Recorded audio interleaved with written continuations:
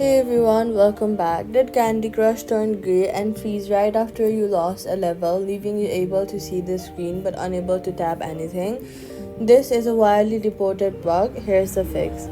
First, close the Candy Crush app completely from your recent apps and then reopen it and see if the grey screen clears on its own. Since this is often a temporary rendering glitch tied to the lost screen animation, if it freezes again, go to your settings app, then go to general, go to iPhone storage, scroll down and find Candy Crush Saga in the list of apps, tap on it and then tap Offload app.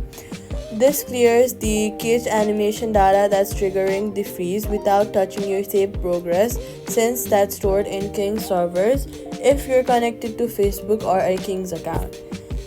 Once you offload it, go to the App Store and reinstall it fresh from the App Store afterward. Before reinstalling, make sure that you're connected to Facebook or King.com in the game settings if you can still access them, so your levels and progress are safely backed up before the reinstall. So all you've got to do is force close and reopen first, then offload and reinstall if the gray screen keeps happening. Make sure your account is connected first, and that's it. Subscribe.